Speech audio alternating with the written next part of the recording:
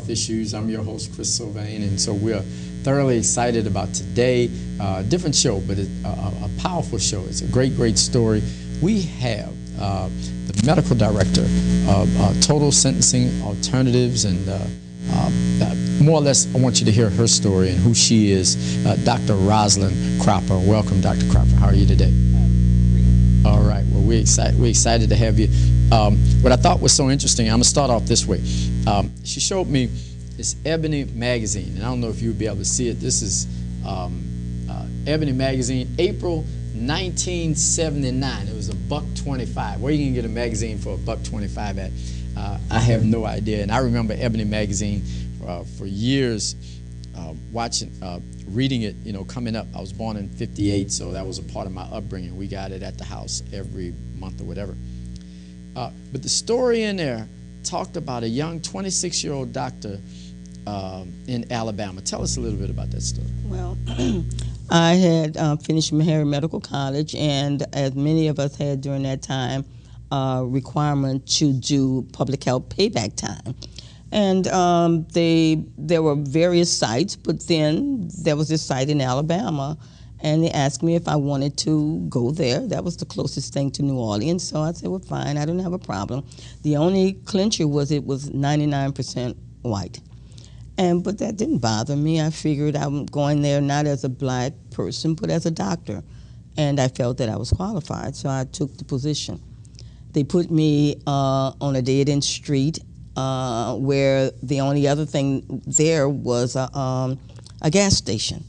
And the physician that was there before me had approximately 25 cases for the last 5 years. So obviously I would not interfere with anything. So I went there. But my thing was I couldn't see going that far in the country and not being busy. So I started doing physical exams in free clinics because I was working for the National Health Service Corps, and people started to come. And they liked what they got, so they kept coming back. So within the first 30 days, I was seeing about 30 people a day. Wow. So that started the adventure. Keep on. Tell us a little bit more, because well, what this happened? This was 1977, 78. Okay. Okay, so then, well, it was really 1978. Mm-hmm. So the people come in, the bank president, the chairman of the board of education, young black children. People were coming from, it was right on the border of Tupelo, Mississippi. So people were coming from all around, and so I was busy. And then I got a knock on my door from the Ku Klux Klan. They said, well, we don't appreciate what you're doing here. Being from New Orleans. I said, what? They said, we want you gone. Oh, no, they didn't. I'm saying, well, okay, you want me, if you wanted me to leave, ask me, but they burned my house down, caused a lot of problems. But then, to make a long story short, what happened, the people came to my rescue, 99% of white, and stood guard over my house, rebuilt my house, and demanded that these people leave me alone, because this is what they wanted. Wow. They wanted a doctor, and they had fought to get a doctor there, and now finally they have it, and they were satisfied. So I stayed there during my whole tenure for the National Health Service Corps, and even now I go back, and some of the people are still alive. Wow, wow. And they even burned a cross in front. They burned a cross in front of my house, but being from New Orleans, I knew how to escape. I had already made my little pathways and ready in case it came. So, it was an adventure for me, because I'd never really known a farm. I had 32 acres, a lot of cows, and the patients did it, but it was an adventure, and turned out to be very rewarding. So the people, I think that the Ebony magazine, it was just a great story. It was about the guy he wasn't used to seeing. Oh, that big farmer. I remember when I first came there, he said, well, I'm looking for the doctor, and I'm standing there. Around that time, I must have been about 112 pounds, and he said, is he here? And I'm looking. I said, pleased to meet you. I'm Dr. Cropper. Oh, no. He said, yes, I am. He said, well, I didn't know they made color female doctors. I said, well, I'm glad to meet you, too. So that's 1979. 1979. Not 69, 59, but 79, 78, 79. 78, 79. Amazing. But even going back further, though, that experience, but your upbringing wasn't the traditional upbringing of an African-American physician itself, we would say. Well, I grew up in the Callio Housing Project, and from there to the St. Thomas Housing Project. My mother died when I was 11, and me and my sisters raised ourselves. And we didn't know where we were going, but we knew that it was very important to get an education. So I grew up right here in New Orleans. And, you know, now in reflecting back, I remember sitting down. I had an advisor. I finished from Southern University. Had an advisor during that time with boycotting. I had a 3.89 average, but I was involved in the boycotting. And he said, you need to go to medical school. Well, I didn't know anything about medical school, but I was pretty good in math. So I had a 3.89 average. And he said, if you don't stop boycotting, you're going to end up, you know, losing everything. So he had made me stop long enough to do the application. I completed the application, sent it off. I had already taken the MADCAP, even though I was majoring in political science because I wanted to be a lawyer. So he sent it off, and 1 month after medical school had started, I got a call saying, do you want to come to med school? I had a 9-month-old baby and no money. And I told them, I don't have no money. They said, well, we'll send you a ticket. And I said, well, I'm going to stay once I get there. They said, we'll let you live in a dorm until we find somewhere for you and the baby to stay. And I went to med school. Wow. So, the story for young African Americans today, overcoming. But currently, all right, physician, master's in mental health counseling. yes, Okay, but internist in endocrinology. yes. But working on a PhD in forensic Psychology. Tell Correct. us about that. Well, I've been practicing medicine for 38 years. I finished from Meharry in May of 1977. I finished high school May of 1970. By September of 1970, started Meharry in May 73, and completed Meharry May 77, a 5-year program, and received a master's in medical science and an MD degree. Wow. Did a National Health Service Corps tour, and practiced medicine for 38 years. But after Katrina, I had so many people with mental health issues, we decided that I needed to get a little more involved with the mental health side. So went back and got a master's in mental health counseling. And I'm kind of smiling because I remember when I was in the program, one of the instructors said I wasn't empathetic enough, and they were going to throw me out of the program, which finally made me understand, well, hold up. I was so didactic and directed as a physician, right. This allowed me to re-examine me and be able to not just recognize somebody else's shoes, but be able to walk a mile in it. So, and I enjoyed it and decided to continue and pursue the PhD in forensic psychology. All right. Forensic psychology, define that. Forensic meaning pertaining to the criminal justice system, some type of involvement, you know. And I started out looking primarily at the criminally insane, people who were either incompetent to proceed to court or not guilty by reason of insanity. But I've opened that up with the PhD to deal with any type of involvement with the criminal justice system, from anywhere to police psychology to actually profiling. Wait, profiling, explain that. Profiling is, well, there's police profiling, which is something that's good, we use to profile certain criminal behaviors, but there's also racial profiling, which takes it away from the good to the bad. Got it. The bottom line, though, is that through all those experiences, you're focusing on creating opportunities where the bottom line is people can make it, no matter where they came from. That's correct. And I always say that you need to be able to teach by your own example.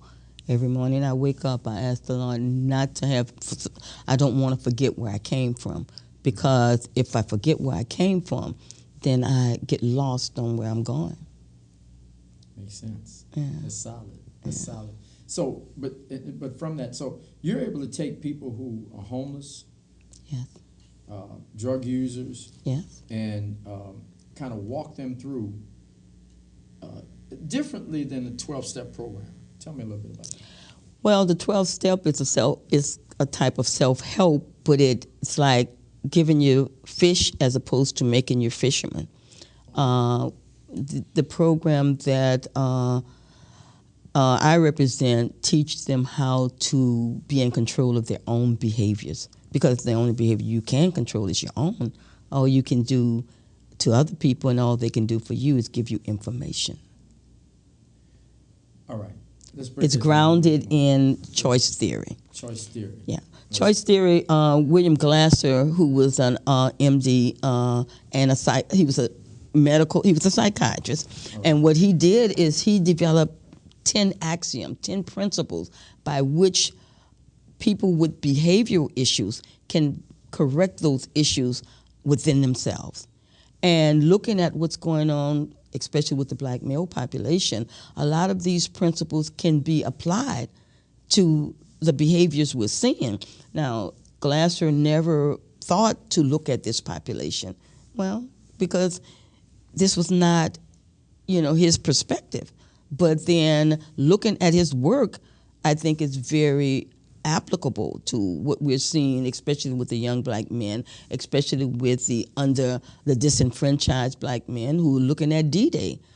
And D-Day, we're looking at these drugs. We're looking at diseases such as hepatitis C and HIV. Right. We're looking at disenfranchisement. Wow. We're looking at detention, either in mental institutions or jails, and we're looking at death. So this, I think, is a very unique but effective approach to D-Day. D-Day, wow. Let's go back again.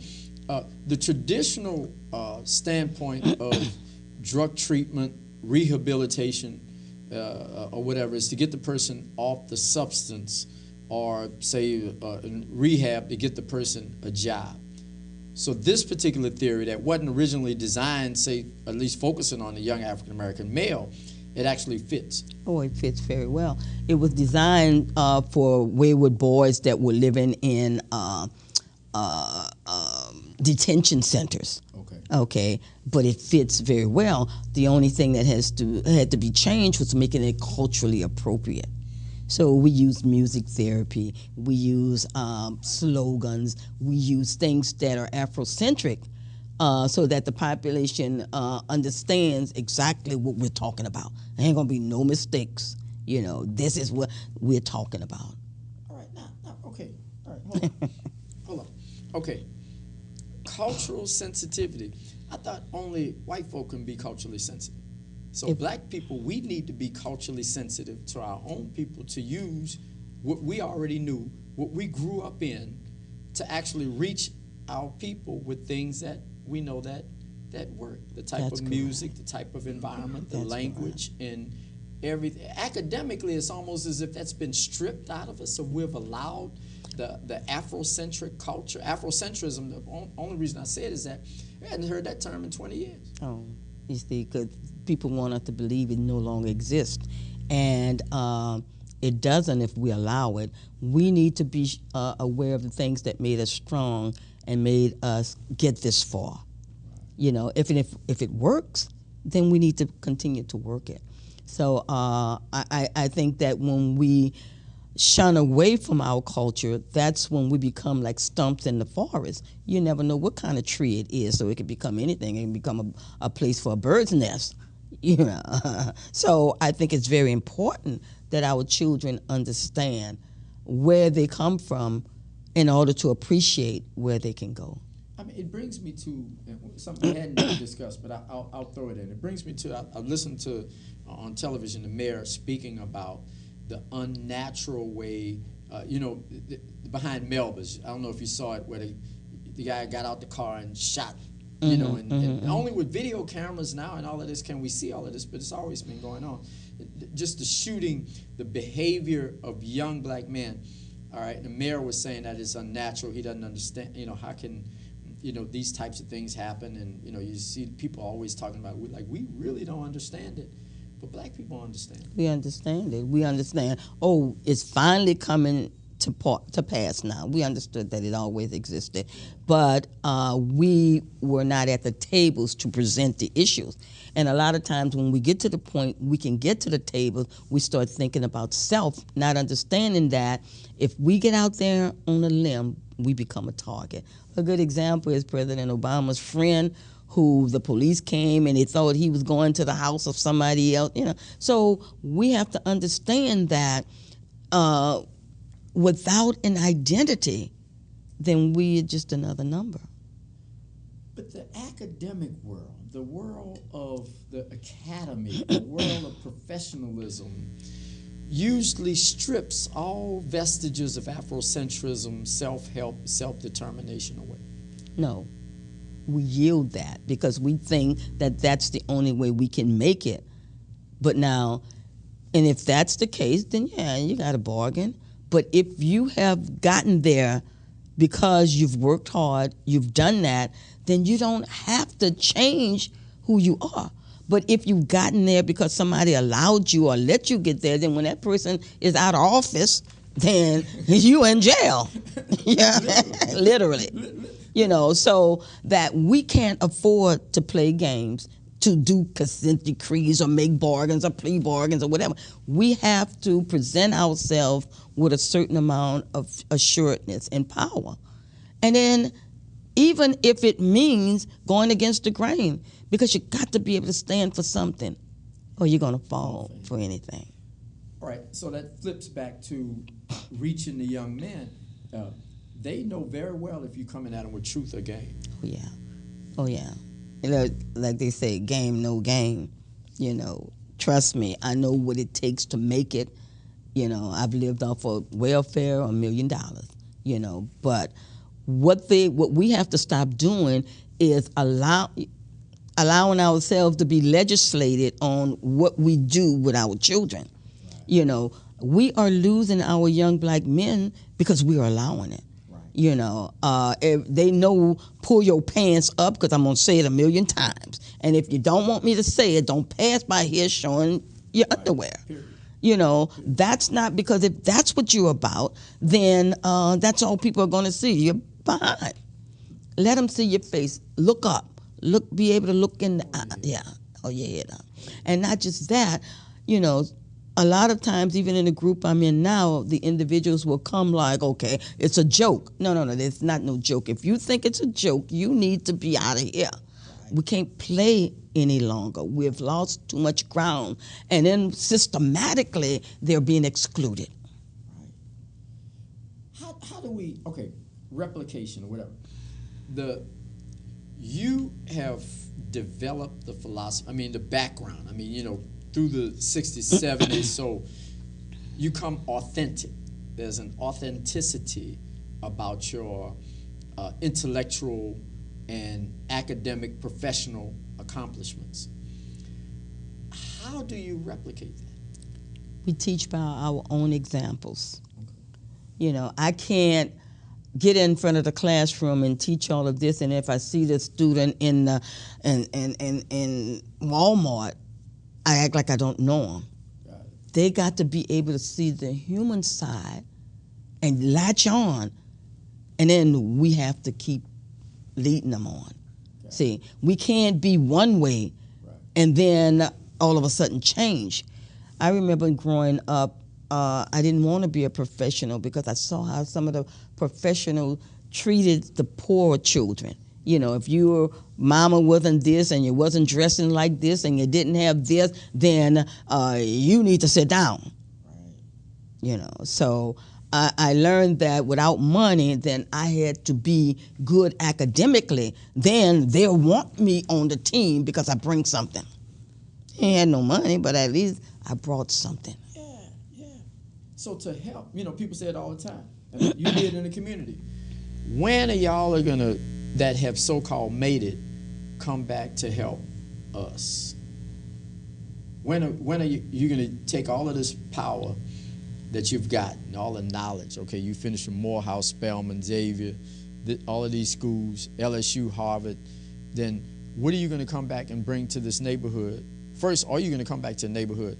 And secondly, are you just gonna come back to the neighborhood and talk about how horrible we are? See, when we stop needing validation, I don't need a validation to understand who I am and where I am. But if you need to be validated, then somebody's not going to give you that. Then you're going to be lost. If you know who you are, then the rest will fall in line. So I think that we must, as academicians and professionals, come back to our communities, or we are willing to lose our communities. And when that happened, you probably remember the olden days of Old Charity Hospital and black and white, and before Medicaid, then there was restrictions on where you could go and how you were treated. You need your own in order to ask for equality. Somebody said we need a self-help philosophy. We need a self-help philosophy. That's correct. But in the drug treatment area, because you have reentry, because you kind of combine the reentry, drug treatment. I mean, it's basically, I'm going to help you. Help you. I'm going to help you help yourself. Now, if you don't want to help yourself, I ain't about ready to put no water in a bucket with a hole in it. I love it. So you got to understand now. You want it.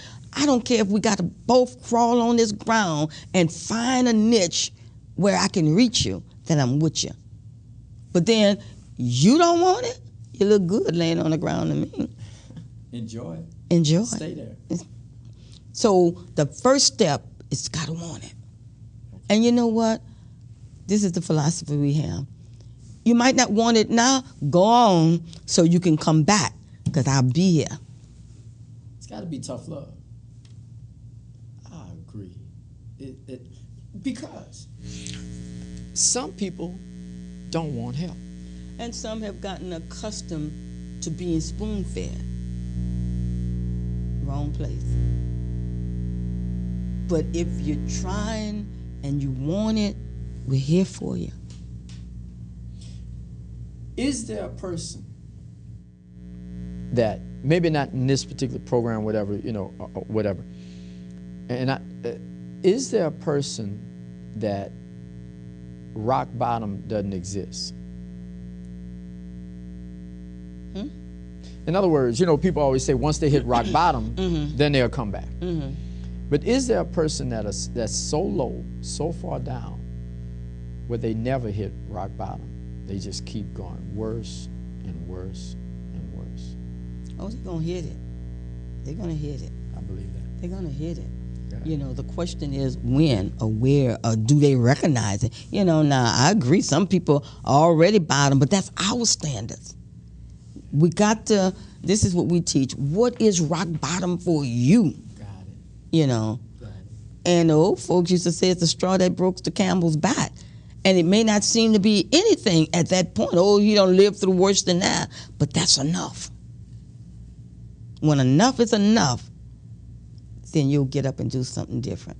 But I think that's where cultural sensitivity comes in, because from somebody who doesn't know this young black man and doesn't have their best interests at heart, thinks that they're lazy, trifling, no good, they just genetically can't do it, then their whole philosophy will be different in treatment. But if you really believe in that person, you can bring the type of force, discipline, and demand of them, because you know they can. Their whole treatment would be counterproductive. It's the terminology that I like to use. And the best thing you can do is leave that child alone. Send him somewhere where he can get some help. Where somebody can straighten him out. Right.